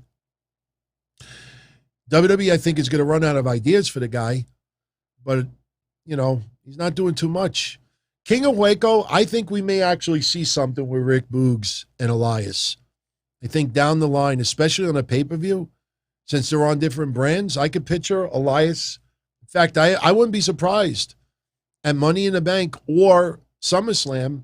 Elias goes out there, hits the guitar string, and is about to play. He insults the fans and is about to play something. And when he goes to play, Rick Boogs hits his guitar. I think we will definitely see that. And you know what? Once in a while, they do the Invitational. Somebody from SmackDown shows up on Raw. Somebody from Raw shows up on SmackDown. So why not? Maybe Elias shows up on SmackDown, or vice versa. Rick Boogs shows up on Raw to get a little revenge on Elias. So that could definitely happen. The match between these 4 guys was okay. Like I said, the big storyline here is even Apollo Crews, get your head straight to Baron Corbin. Baron Corbin seems dejected, is no longer rich. His car was repoed. Boog showing him on the screen that his car was repoed. You can't help but to have a little sympathy for Baron Corbin right now. And I think that's what they're looking to do.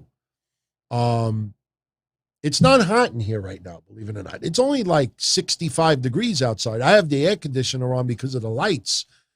But it's just, like I said, the mask made my face so itchy. I don't think it's a good idea to do Thunderdome and then do a show right after. If I had time to wash my face, splash some cold water, probably would have felt a lot better. So let's see. We talked about Bianca and Bayley. Oh, last man standing match. Money in the Bank qualifier. Kevin Owens beating Sami Zayn. Let me tell you something. Honestly, for me, one of my favorite matches of the year so far from SmackDown. As far as just the brands overall, I would put it in my top 10. These guys told such an awesome story today, tore the house down. Kevin Owens, going through 2 tables outside the ring.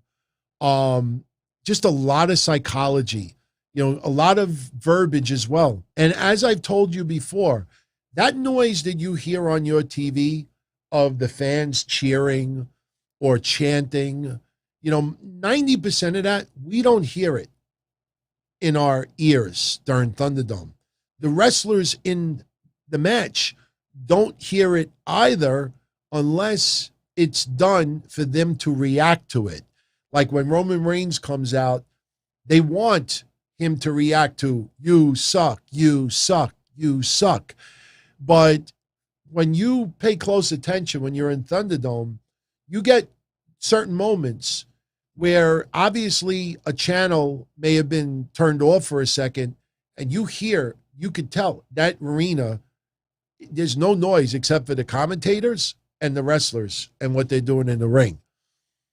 But these 2 guys tore the house down, went through the announcer's table, Sami Zayn telling Kevin Owens that this is karma, hitting him with a bunch of haluva kicks.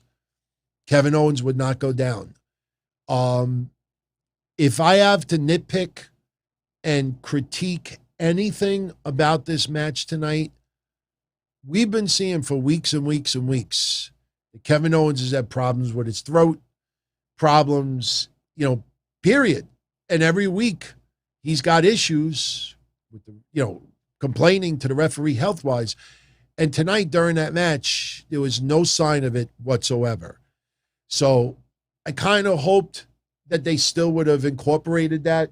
It's almost like Randy Orton's burnt nose. Like 1 week later, he had plastic surgery and it was all clear. His face was good. Remember he was wearing the mask with the Fiend Alexa Bliss stuff? Lee says, why do I think they don't include fan reactions from Thunderdome on the shows? Like I said, it's just audio-wise.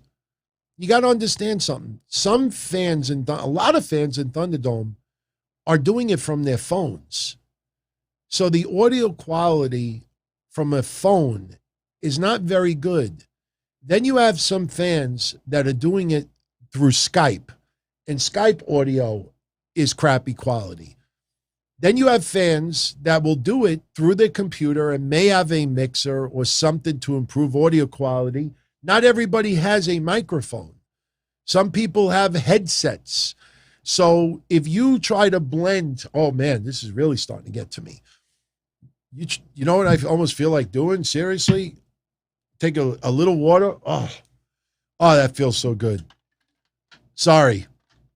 We're going to wrap this up in a couple of moments anyway. But you take all that audio from so many different sources and you try to mix that together, it'll sound like a absolute mess. Yeah, Skype is still a thing, Sam. Sure. It's still a thing. It's just, like I said, everybody has different mediums, it would just sound terrible. Seriously. I mean, just picture, it would be so disorganized as well. Here's another problem I don't think anybody thinks about. You know, you're watching the feed, and, you know, if your connection is a little slow, there's a little buffering, you know, everybody's got to be in perfect sync also. If you pay a close attention to the screen, you'll see some people like go, all right, here's a good example. When Bianca Belair came out earlier, the guy told us, all right, some of you, if you know how to do it, you know, do that to Bianca. And if you watch the screen, you'll see a few people go like this, and then you'll see a few others like a couple of seconds later. You know, the timing is off. Can you imagine chance? You know, it would just be a mess. Plus, here's another thing, and this is probably the most important thing. If everybody's chanting, we would have to be able to hear their chants so we could all be in sync with each other. If I can't hear anybody else's chants in Thunderdome and I start going, you suck, and someone else is like a half a second off, it's a mess. It's a mess. So they pipe in the noise. Trust me, if they were really using fan noise, you would hear people yelling once in a while, you know, Roman, you suck, or this. You don't ever hear anybody with one-liners. Even when the arena is quiet, you don't hear something. Trust me, with Edge cutting his promo and how silent it was, I guarantee you there would have been a couple of women or men that would have been in the crowd who would have, Edge, I love you. Edge, I love you. Bailey, marry me. You don't hear any of that stuff. So I don't use Skype anymore, Sam, but I still have an account. If I ever need a connection in my office and I need to video conference with someone for some reason, I don't have Zoom in my office, so I keep Skype handy, but I don't use Skype. Skype is shit. But Kevin Owens and Sami Zayn tore it up tonight. If you did not see that match and you like these guys, go out of your way to watch it. I mean, you know, they took some crazy ass bumps. Kevin Owens cannonball through 2 tables outside the ring. That was phenomenal. You know, then he had to get up for the 10 count because it was last man standing. So this, you know, usually you go through 2 tables, you're like for a minute and a half. But he had to get up within 10 seconds. A lot of verbiage in the match. Towards the end of the match, Kevin Owens got the upper hand, and Sami Zayn said something to Kevin Owens like, how did we get to this point? How did we get to this point? And Kevin Owens is like, this is karma. And he put Sami Zayn through the announcer's table. Then he put him through another table. Then I think he did the pop-up powerbomb, and he just destroyed Sami Zayn. I will tell you, I loved their Mania match. I loved their match, the last match they had, but tonight's match, to me, my favorite Kevin Owens, Sami Zayn match in recent memory. It was phenomenal. Seriously. I see a lot of you out there. Oh, Courtney, have a good night. Good night. Happy 4th to you. Everyone else that is disconnecting because it's getting a little bit late. Have a great night. We're going to start wrapping this up any minute. But I see a lot of you out there saying the same thing about the match. Mike thinks that Kevin Owens should go heel. I disagree. If it's not broken, don't try to fix it. Kevin Owens is great right now. Fans love him. If you follow his social media, very, very interactive with the fans, always showing his kids, showing his pets. It's one of the more likable guys out there. There's no reason to change him right now. There's really no reason. By the way, I know this is something sad and totally unrelated, but if you are a fan of The Miz, maybe you want to take a glance at his social media page and send some thoughts his way. One of his dogs passed away. I don't know what the circumstances were.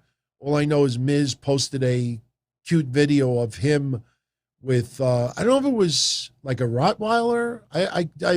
But she was playing tug of war with the Miz with like a fake WWE championship.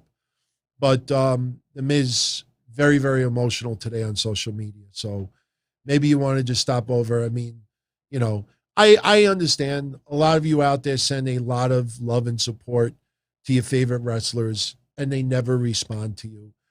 You know, understand that for most of them, and this is not defending them, but most of them, they have a setting that the only people that they see responding are blue check marks.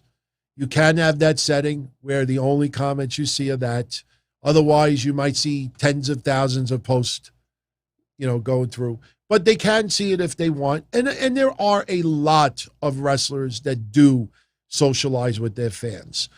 But I do have some of you once in a while, you know, tell me that, you know, you show all this love and support to, you know, various people and they never respond. Do not take it personal.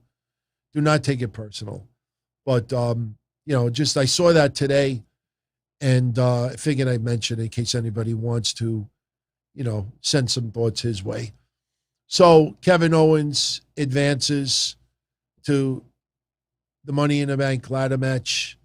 And where this leaves Sami Zayn, I don't know. I have a feeling we may see Sami Zayn and Apollo Crews feud.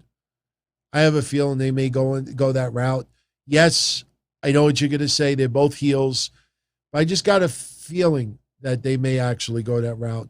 They could always do an Acme Insta feud with Sami Zayn with someone else. You know, they got to get Dolph Ziggler and Robert Roode back in the mix. In fact, Robert Roode, I think he wrestled tonight in the dark match. Hold on, let me check this out. Odyssey Jones, and his real name is Omari Palmer. He took on Robert Roode today in a dark match. He's the former football player for Syracuse that signed with WWE a couple of years ago. He took on Robert Roode today. I knew Robert Roode had a dark match tonight also. But, you know, we'll see what happens. I mean, obviously, you have Karrion Kross, 3 matches now. Remember, 1 dark match, 1 main event match, and then the match against Cesaro tonight. Obviously, they are interested in doing something further. But again, like I said before, I don't think anybody is looking at this aspect of it. You can see possibly NXT wrestlers wrestle on the main brands, but still be part of NXT.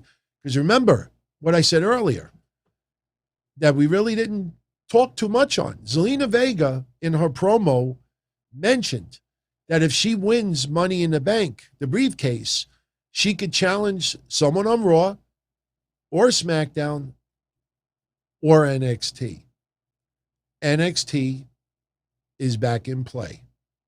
So the fact that Zelina Vega dropped NXT in her promo tonight, you could see that WWE now wants to elevate. I don't want to say elevate, wants to commingle the main roster with NXT more. That's what's going to happen. I think that's where it's going. Some people think that these wrestlers, some of them are getting graduated to the main roster and that's it. They're done with NXT.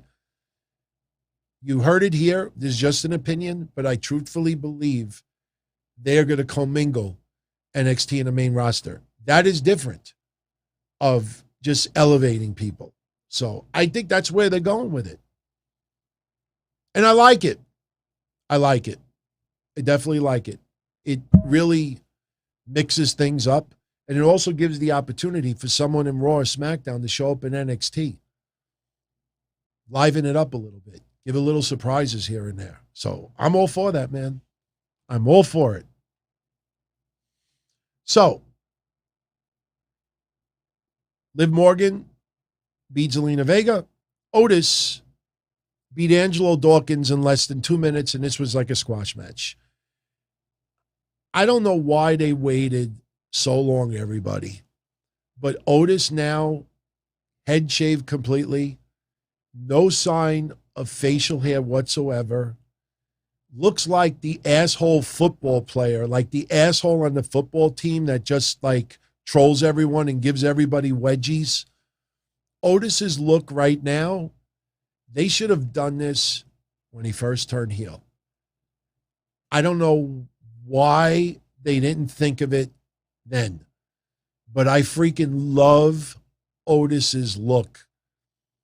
Otis just looks like a miserable son of a bitch right now. His hair is almost shaved. All right, Benjamin, it's cut short, but you know what I mean. It's pretty much he is almost shaved. You know, I love it. I love it. I mean, when he was on the bump the other day, I laughed. And I just kept saying to myself, I'm like, I don't know why they didn't do this like 4 or 5 months earlier. You know what, though? Maybe it was better they did it now with live fans close to returning in 2 weeks. So maybe that was the right way to go. So I like it, man. I like it. But, you know, Angelo Dawkins getting squashed in 2 minutes. So all we had left tonight was Jimmy Uso and Edge. After Edge cut his promo at the beginning of the night, we see Jimmy Uso in the back with Paul Heyman. Yo, dog, did you see what Edge just said? Dog. You know, and basically what he's saying is that Roman Reigns, you got to pay attention to Paul Heyman during this segment. Jimmy Uso's telling Paul Heyman, you know, Roman Reigns, the tribal chief, he's got my back, I got his back. And Paul Heyman's got this look on his face like, you know, you really think Roman Reigns has your back? You really think so? That's where they're going. I mean, they told us to boo Jimmy Uso tonight. But to me, I think a lot of you out there, same way, we see this a mile away. Roman Reigns does not have the back for Jimmy Uso. I think in the end, Jimmy Uso tried to do the right thing. I think it ends up being a setup. Maybe Jey Uso has to choose between both sides. I don't know if you put Jey Uso and Jimmy Uso back together as a tag team right now. Maybe you can. You know, I'm kind of like disliking the fact that they did this injury storyline with the Mysterios. They're tag team champions, and they're doing nothing. We're going to go into Money in the Bank, and the SmackDown tag champs probably have nothing on that card. Nothing. So, yes, Austin, Edge looks like a man possessed. Edge's age does not factor in 1% for me as far as storyline goes. I think we all really need to lay off the age factor for a lot of wrestlers and just focus on what they're doing inside the ring. If they could still go and it feels like they haven't lost a beat, there's no reason why we shouldn't enjoy it. Because, see, here's the thing. For people out there that are saying, you know, Edge looks great and everything, but look at his age. It's time to elevate somebody else, and no one has been elevated other than maybe Jimmy or Jey Uso in some way, and you know they're not going to take on Roman right now, and blah, blah, blah, blah, blah. And they feel, you know, someone else should get that opportunity. Well, here's the thing. 5 years from now, there's a good chance Edge will no longer be in this ring. 5 years from now, somebody who is maybe 25 probably still has another 10 years, 15 years as a wrestling career. So if Edge could still go now and put on a phenomenal performance, why wouldn't you go with that? Why would you put that aside simply because someone has already walked the walk and talked the talk and has a legendary career? No, man. If you look at Edge's career and all the accolades in his career, I mean, it puts rings around Roman Reigns. Roman Reigns, obviously, very early, still got many years to go, and he'll be up there. But the thing is, Edge is killing it right now. He's only been back 1 week, but every appearance that he has made, does anybody remember his promo he cut right before Mania? Everything Edge has done since he returned to WWE has been excellent. Excellent. So tonight, you know, basically Jimmy Uso knows that Edge is going to be looking for Roman Reigns, is going to attack him. And Jimmy Uso is going to take care of business. And so we know we're ending the show in some capacity with Edge and Jimmy Uso and maybe Roman Reigns. So basically what happens is Jimmy Uso comes out and demands that Edge come to the ring. Roman Reigns was not there. You know, I don't think anybody should be upset that Roman Reigns was not there. You know, some people I saw late tonight was saying like, oh, you know, they teased like Roman Reigns was going to be in the building. He never showed up. During the Attitude Era, we would have that happen all the time. You know, sometimes they would tease that somebody was going to be in a match and they didn't show. It's not a big deal. It's only 1 week.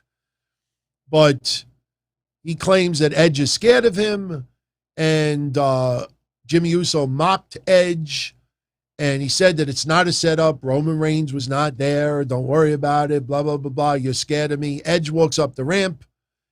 He mocks Jimmy Uso, and he said he knows that Roman Reigns is waiting, ready to attack him. And he pointed out that Roman Reigns is using Jimmy Uso just like he used Jey Uso. So what ends up happening, they brawl, and Edge gets the upper hand and hits him with a spear and then does that crossface move. Same visual of what Edge did to Roman Reigns not too long ago when Roman Reigns had that funky look on his face. And that's how he went off the air. So, yes, being in Thunderdome made SmackDown a lot more fun. But if you look at tonight, it was a very fun episode, very smooth. You know, as far as the Money in the Bank goes, currently your participants, let me pull up the updated list. On the men's side, you have Ricochet, John Morrison, Riddle, Drew McIntyre, Big E, Kevin Owens, Cesaro, or Seth Rollins next week. And then you have next week Shinsuke Nakamura, Baron Corbin. Now, to be honest with you, I'm sick of Shinsuke versus Corbin, but it almost feels like Corbin has to lose the match to keep this storyline going. Make no sense for him to win the briefcase. So next week, I think Shinsuke will advance. And Cesaro Rollins, I got to think about that one. Because giving Rollins the briefcase, yeah, that could tease him cashing in at any time, and maybe that's how he gets the match with Roman Reigns down the line. That could possibly be. So I'm not sure yet. But then again, Cesaro, after he had that match with Roman Reigns, it doesn't feel like he's in that main event picture anymore. So they might put him in the ladder match just to throw a bone. So that's what we got next week. AS7607, have a great night, sweetheart. Have a good weekend. Much love.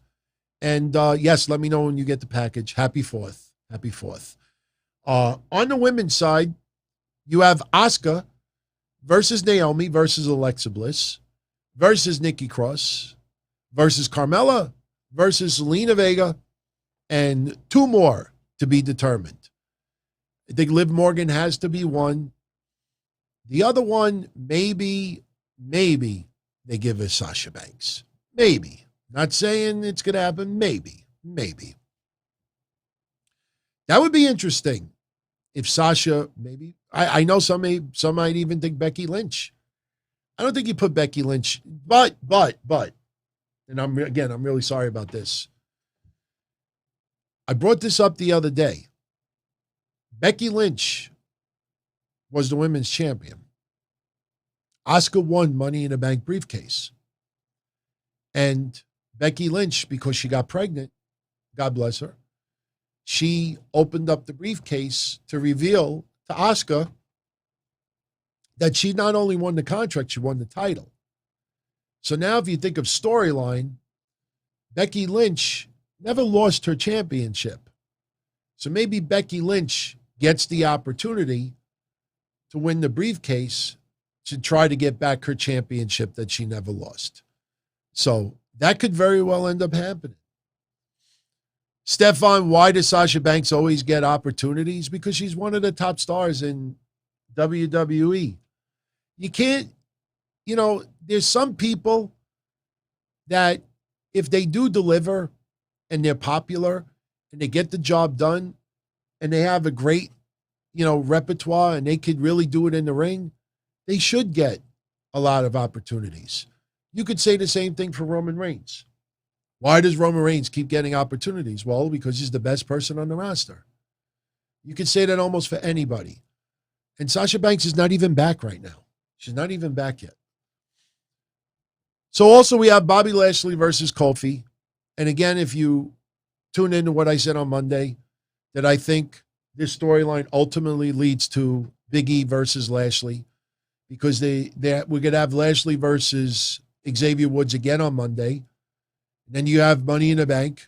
So there's only one other member of New Day that hasn't faced Bobby Lashley. So Big E might be the one to step up on behalf of his two brothers. So that's why I still feel Big E is the one that's going to win the briefcase. But we still have a couple of weeks to think about it. Rhea Ripley versus Charlotte for the Raw Women's Championship. Roman Reigns versus Edge. And the I Quit match that was announced today, Bianca Belair versus Bayley.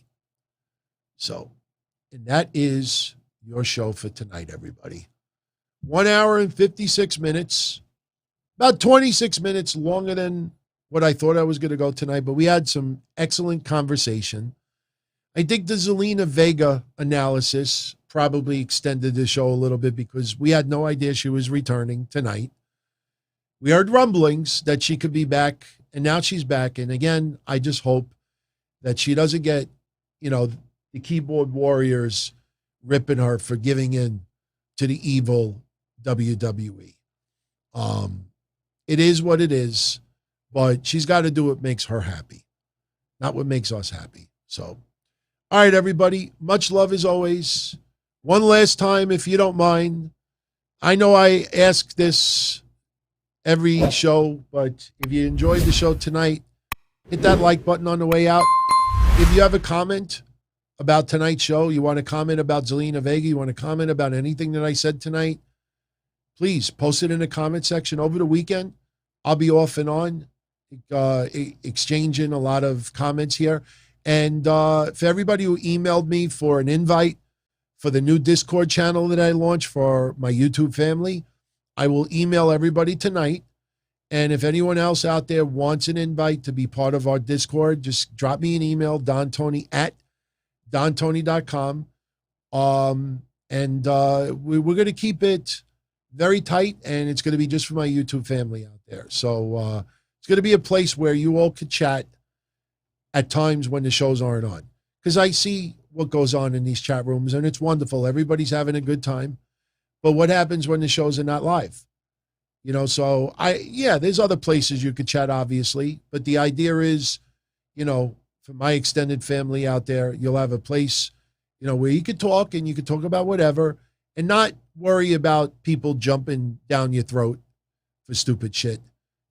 People have certain views about certain wrestlers they like or dislike, and you don't have to worry. Look, you could debate and argue and stuff, but you don't have to worry about people calling you stupid simply because you're a fan of Charlotte or vice versa or something like that. So everyone, again, for those who celebrate, have a great 4th of July. And if you want to tune in Sunday night and see some fireworks from the de Blasi household, then make sure you are a channel member, hit the notification. Right now, I'm probably going to set the time for 9:30 Sunday night. That time could change by a few minutes because I don't control the fireworks. And I can't tell everybody who's lighting them off, like, hey, could you start it up? I'm about to do a stream. So I'll be there. I don't know, how great the video quality will be, but I'll be there with the iPhone. I'll have it on maximum quality. I got decent, internet connection there, and I'll be doing it from the house. So we should be good to go. And everyone stay safe, be well. And I will catch you all again. If you don't hang out Sunday, I'll be back Monday night with Mish for Breakfast Soup Raw. So everyone, have a great night. Let me make sure I did not leave out anybody's super chats. I didn't. So I leave you all with this. Night, everybody. As far back as I can remember, I always wanted to be a podcaster. For me to live any other way was nuts. To me, those goody-good people who worked shitty jobs for bum paychecks and took the subway to work every day and worried about their bills were dead. I mean, they were suckers. They had no balls. If I wanted something, I just took it. I ran everything. I paid the bills. I paid the host. I even paid the masked maniac. Everybody had their hands out. Everything was for the taking. We always called each other good fellas. You would always hear from somebody. You're gonna like Don Tony. He's alright. He's a good fella. He's one of us. But if you're part of my crew, nobody ever tells you they're gonna get rid of you. It doesn't happen that way. There weren't any arguments or curses like in the movies.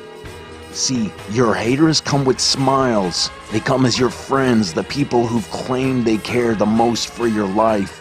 And now that's all over. And that's the best part. Today everything is different. There's lots of action. I don't have to wait around for everything like everyone else. Oh, I didn't get the vaccine? Fuck you, vaccine me. Oh, your delivery guy has COVID? Fuck you, feed me. Right after I moved here, I ordered egg noodles and ketchup, and I got spaghetti with meat sauce.